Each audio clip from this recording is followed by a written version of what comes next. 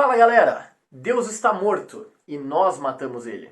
Essa frase é de Friedrich Nietzsche e a gente vai falar um pouco dele aqui no vídeo de hoje também. Eu quero trazer de volta essa relação de Deus com nós, com o ser humano.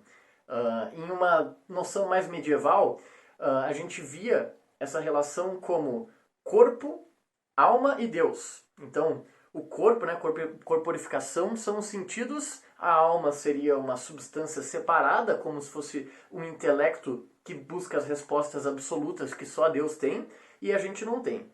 Então, no momento que esse intelecto e Deus se juntassem, seria uma percepção e um entendimento imediato sobre tudo que é o universo.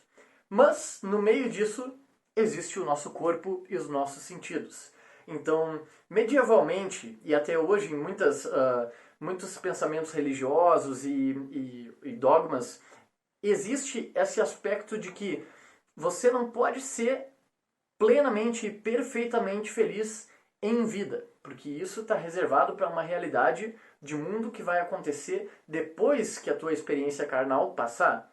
E que o encontro do teu intelecto, da substância separada da alma para com Deus, ele aconteceria só depois de morrer. Então, dá sinais essa comunicação entre alma e Deus durante a vida, mas ela é barrada e intermediada pelos sentidos do nosso corpo. Então é assim que era visto naquela época e por muitos lugares também é assim que muita gente vê hoje.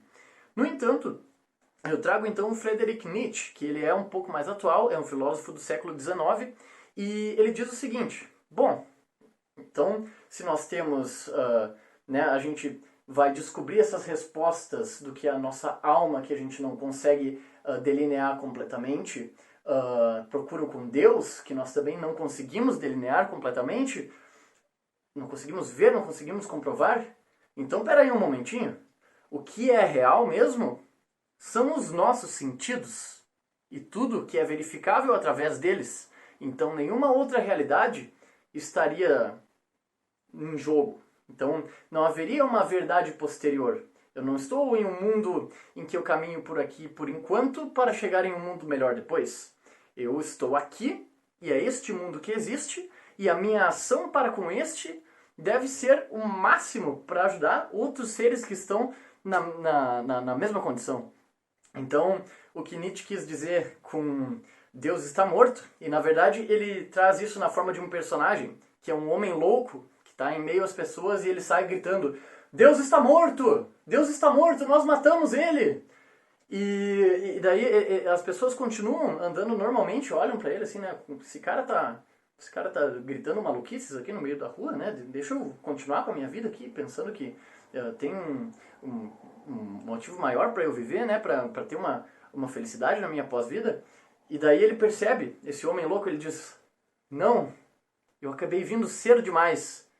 E então, isso é uma crítica, na verdade, que ele faz, e ele antecipa, na verdade, um movimento mais nihilista, que viria um pouco depois, né? Então, essa questão de que o empírico e o sensorial humano é a prova verdadeira e absoluta de todas as coisas, é o que ele tenta trazer com isso. E é isso que ele quer dizer com Deus está morto. Muitas vezes as pessoas até usam essa frase para criticar pessoas que têm uma fé na religião, dizendo que Deus está morto, mas na verdade não é esse o contexto. Ele trouxe nessa questão filosófica aí que eu acabei de mencionar. E eu queria trazer aqui um pouco da minha própria teoria, que, na verdade, vamos dizer que existe um Deus, uma coisa maior, e ele se manifesta através da nossa razão, certo? Que é uma das coisas que a gente vê em algumas linhas de pensamento. Agora, independente de se Deus existe ou não, a gente, não raro, filosofando, a gente acaba encontrando alguns paradoxos e algumas contradições. E nesses momentos, a lógica e a razão, ela não consegue interpretar e nem partir a partir dali. E eu acho que nesses lugares, nesses vazios conceituais, é onde o ser humano pode utilizar da coisa mais sutil que lhe é possível, que é a espiritualidade. Então, na verdade, a gente tem que ter muita razão e lógica para distinguir as coisas. No entanto, no momento que a gente chega em um paradoxo e onde a gente tem que dar um salto no vazio, a gente tem que se permitir ter a parte mais sutil e mais abstrata da gente como percepção de mundo. Então, é isso que eu queria trazer mais ou menos nesse vídeo, uma visão do que a gente pode analisar de como era o pensamento da época anterior, o que o Nietzsche quis trazer depois com essa supervalorização da constituição sensível humana. Vale falar também que, na verdade, ele não descarta a existência de Deus, mas ele torna extremamente improvável e ele traz para o mundo empírico totalmente a nossa verificação e o que a gente deve acreditar. O que é uma coisa muito boa também, porque na verdade, se a gente fica imaginando que tem um mundo melhor do que esse esperando a gente depois, a gente fica muito tranquilo e as nossas ações parece que, tudo bem eu ficar aqui tranquilo e inerte, né, ao mundo, porque depois tem um mundo melhor me esperando mesmo. E a sensação que ele traz é uma sensação de não. Esse é o mundo verificável que tu está agora e tem outras pessoas e seres na mesma condição, então te mexe, toma ação para que essas outras pessoas também tenham uma realidade melhor. Então é muito interessante. E na minha opinião, buracos e vazios conceituais vão ser sempre encontrados, independente, porque uma coisa que a gente sempre diz é que a gente não sabe tudo, nós nunca vamos saber tudo. Então, por que não exercitar uma das qualidades mais sublimes do ser humano, que é a espiritualidade, certo?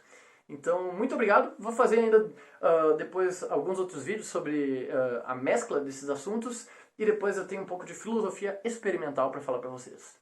Muito obrigado. Se gostou, dá um joinha, se inscreve no canal aí que agora está tendo vídeo bem seguido.